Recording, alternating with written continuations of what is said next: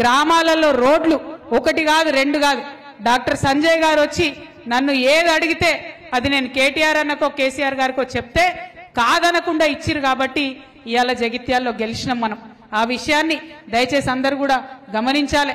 సంజయ్ అన్న మర్చిపోవచ్చు కానీ జగిత్యాల ప్రజలు మాత్రం మర్చిపోరు. ఇంకా కూడా కేసీఆర్ గారు చేసినటువంటి పనులు చెల్లె వసంత చెప్పినట్టు ఇప్పటికి కూడా వారిచ్చిన నిధులకే కొబ్బరికాయలు కొడుతున్నారంటే మరి ఎందుకోసం పోయినట్టు సంజయ్ అన్న కాంగ్రెస్ పార్టీలకు? ఒక రూపాయి దేకపోతివి, పెన్షన్ పెంచకపోతివి, ఒక కొత్త హాస్పిటల్ దేకపోతివి, ఎందుకోసం పోయినట్టు? ఉన్న బతుకమ్మ చీరలు ఊడగొట్టడానికి పోయినట్టు, ఉన్న రంజాన్ తోఫా ఊడగొట్టడానికి పోయినట్టు, ఉన్న క్రిస్మస్ తోఫా ఊడగొట్టడానికి పోయినట్టు. అంతేగాని కొత్తగా తెచ్చింది లేదు. అన్న నాయకత్వంలో మనం ఈశ్వరన్న నాయకత్వంలో రోళ్లవాగు ప్రాజెక్టు కట్టుకున్నాం. కంప్లీట్ గా రైతులకు లాభం చేద్దామని మనం మొత్తం ప్రాజెక్టు కట్టినాం. వాళ్ళకి కనీసం దర్వాజా కూడా కట్టస్తలేదు. 18 నెలలు అయింది. ఒక్క గేటు పెడితే ఇవాళ ప్రాజెక్టు మొత్తం నడిచే పరిస్థితి ఉంది. కనీసం ఒక గేటు పెట్టలేనటువంటి అసమర్థమైనటువంటి ప్రభుత్వం ఇవాళ రాష్ట్రంలో నడుస్తుంది. ఇక ఆ గొప్ప ప్రభుత్వానికి మన ఎమ్మెల్యే గారు అటు పోయిండు. మరి ఆయన ఎందుకు పోయిండో ఏం సంగతో నాకైతే తెలియదు. పైసల కోసం పోయిండని అందరు అంటారు.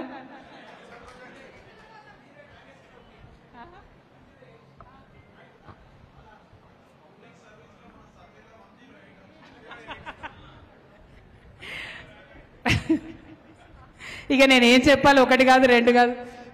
ఆయనకు పబ్లిక్ మీద కన్సర్న్ ఉంటే పార్టీ మారాడు. ఫస్ట్ ఆఫ్ ఆల్ పబ్లిక్ మీద కన్సర్న్ లేకుండానే పార్టీ మారిండు. అయితే మొత్తం ఎమ్మెల్యేలు మొన్న పట్టిక వచ్చిందట, ర్యాంకింగ్ ఎవరు ఎట్లా పనిచేస్తురని. ఉన్నది ఎంతమంది ఎమ్మెల్యేలు మనకు తెలంగాణలో?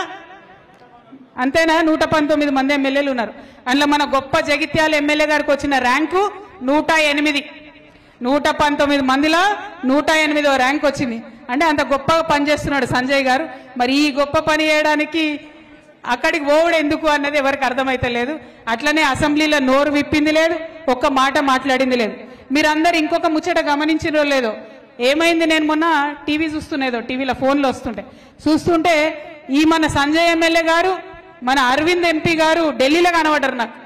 నాకు కన్ఫ్యూజన్ అయింది. సంజయ్ అన్న బీజేపీలో ఏరిండా కాంగ్రెస్లో ఏరిండా అని. మీకేమైనా అర్థమవుతుందా ఏ పార్టీలో ఉన్నాడో? నాకైతే అర్థమైతే లేదు, ఆయనకు కూడా అర్థమైతే లేనట్టున్నది. కాబట్టి ప్రజలకు కూడా కన్ఫ్యూజనే ఉన్నది. ఈయన ఒకసారి బీజేపీ ఎంపీతో కనబడతాడు, ఇంకోసారి కాంగ్రెస్ ముఖ్యమంత్రితో కనబడతాడు. అంత కన్ఫ్యూజన్ గందరగోళం ఉన్నది. సరే, ఆయన ఏ పార్టీలో ఉండని, కానీ జగిత్యాలకు రావాల్సినటువంటి నిధులు, జగిత్యాలకు జరగాల్సినటువంటి అభివృద్ధి, జగిత్యాల ప్రజలకు రావాల్సినటువంటి పథకాలు ఇవి తీసుకురాకపోవడం మాత్రం చాలా దారుణం. అవి తీసుకొని రావాలని చెప్పి ఎమ్మెల్యే సంజయ్ గారిని నేను డిమాండ్ చేస్తా ఉన్నాను. ఇంకొక మాట, మన గ్రామాలకు సంజయ్ అన్న ఎక్కడికి వచ్చినా కూడా, ఎందుకంటే ఆయన ఏ పార్టీలు ఉన్నాడో, బీఆర్ఎస్ ఎమ్మెల్యేనైతే కాదు, ఏ పార్టీలు ఉన్నాడో తెలియదు. వస్తే మాత్రం బాజాప్తా నిలదీయాలి. 2500 రూపాయలు ఎప్పుడు ఇస్తావని అడగాలి ఖచ్చితంగా. తులం బంగారం ఎప్పుడు ఇస్తావని అడగాలి ఖచ్చితంగా. నిరుద్యోగ భృతి ఎప్పుడు ఇస్తావని అడగాలి ఖచ్చితంగా.